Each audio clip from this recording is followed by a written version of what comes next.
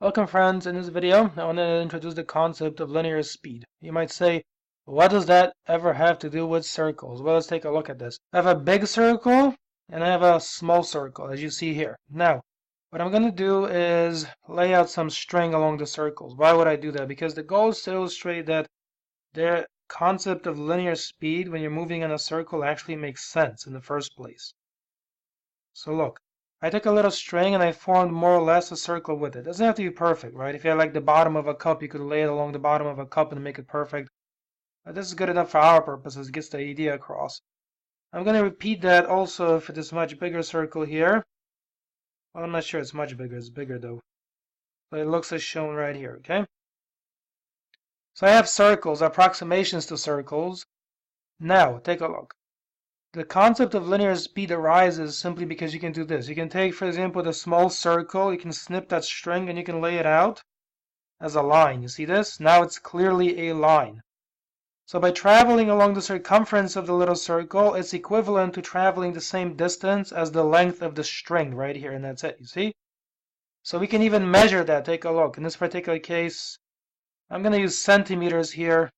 Let's see, this is approximately 22.5 centimeters. You see that? That's more or less the distance traveled. If I stretch this out, it's about 22.5 centimeters. Right here, 22.5. So I'm going to write that down as a basic fact. I'm going to say 22.5 centimeters. And now imagine that that trip there takes 1 second along, for example, this circle. So I'm going to say it's 22.5 centimeters over 1 second. That's clearly a linear speed because you have the distance you travel over here. I'm going to call this AB. All right, that's a linear quantity divided by the time taken. So that's showing us thus far using a simple string that I can travel along the circumference of a circle, and that gives rise to a linear speed, which is distance divided by time, like 22.5 centimeters over 1 second. Repeat this for the big one there. Take a look. I'm going to take this big string and unwrap it also. And I know the length of this string because I've measured it before. So the length of this string, of this big one here, let's do that again though. I did it in inches the last time. So I'm going to say that this is equivalent to, let's see, this is here about 30 inches, centimeters. So that's 30 centimeters, and then I'm going to measure off the rest of this. That's about 6.5. So it's about 36.5 centimeters for the big one. So I'm going to say it's 36.5 centimeters per 1 second. Imagine that the motion for both the big and the small takes 1 second of time. So what I want you to do is think about this. Who moves faster along the circle? And by faster, I mean along the circumference of the circle, like this. Okay, who moves faster? That's the question. You tell me. Remember that when you unwind them, you get two linear distances. And the time taken actually is the same for both of them, 1 second.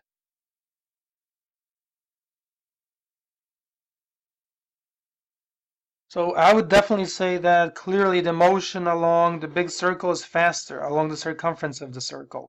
Let's convince ourselves that the motion along the bigger circle is actually faster than the motion along the smaller circle. Remember that, for example, for the small circle, it's the short string from A to B. It's, for example, 22.5 centimeters, and say it takes 1 second. So what I'm going to do is I'm going to time this. I just look at my finger and decide like what actually appears to move faster, right? That's all that really matters. It's going to be a little bit tricky because this is hard to do over exactly 1 second. But nevertheless, I'm going to try. So let me see, I'm going to click start here. I'm going to try to take 1 second. And that takes about 1 second, you see? Again, this would probably be better if you did it over like 5 seconds. So what I'm going to do is pause this for a second here, reset it. I'm going to start the timer. I'm going to do one more over 1 second. Take a look here. So that's about 1 second. Okay? Now, pause this, reset it. And I'm going to do the big one over that same 1 second. And clearly, just look at my finger. It's going to move faster. Right, look, clearly that moved faster. Do one more time.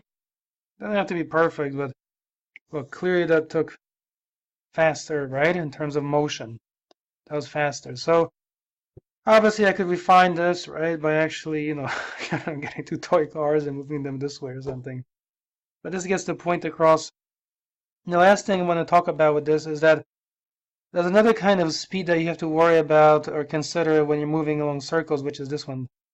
Imagine here's a little circle. So now, when you move along the circle, you will also make a 360-degree turn. And for the big circle, you will also turn 360 degrees. That doesn't change just because the circles are big or small. That makes no difference. So this is what I mean. You probably remember one of these. Let's illustrate this. Take a look. So I'm going to begin here in center. I'm just going to turn along the circle beginning from here. And as you know, from past experience, I'm sure, right? That gives altogether 360 degrees. And that, imagine, takes 1 second. So imagine it takes 1 second to spin once around the circle. So there's an angular speed also. I could say it's 360 degrees per 1 second. Now when you go over to the big circle, again, the fact that it's a big circle makes no difference in the following sense. Look, you still imagine that this takes 1 second to go once around. Okay, imagine this is a 1 second process to go once around that circle. So in that case, the angular speed would be 360 degrees over 1 second also. So it's kind of interesting. With circles, the angular speed is the same, but clearly the linear speeds, or the speeds along the circumferences, are different. I want to point out this is also the case, for example, sometimes you might see this in some physics books. Take a look. Like they'll draw a little wedge like this, and they'll mark this over here, and they'll mark this angle, for example. They might call it something like theta. There might be a common question, for example, who moves faster, say, from A to B? From this A to this B. Well, now you see who moves faster, right? Simply by doing the following. Put a piece of string that's the length of this one, and then put a piece of string that's the length of this one. And when you straighten them out, you observe clearly that this here is faster. Okay? And imagine that then this clearly would be slower. And I know that, right? Because I could put a piece of string from A to B, lay it out in a straight line.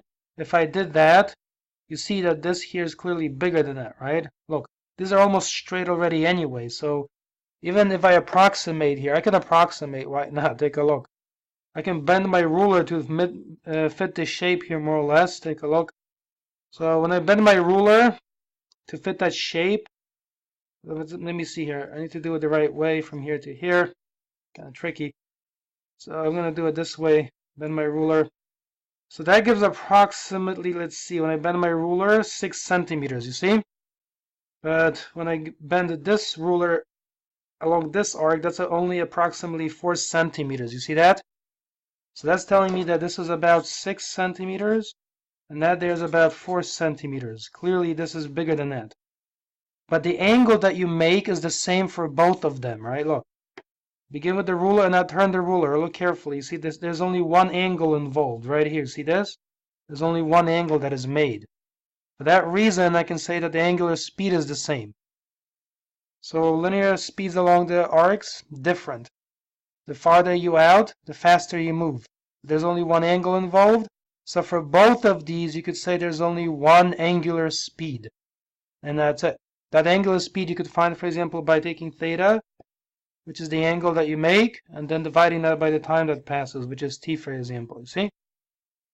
Alright, that's it for this one. Thanks so much. I'll see you in another one.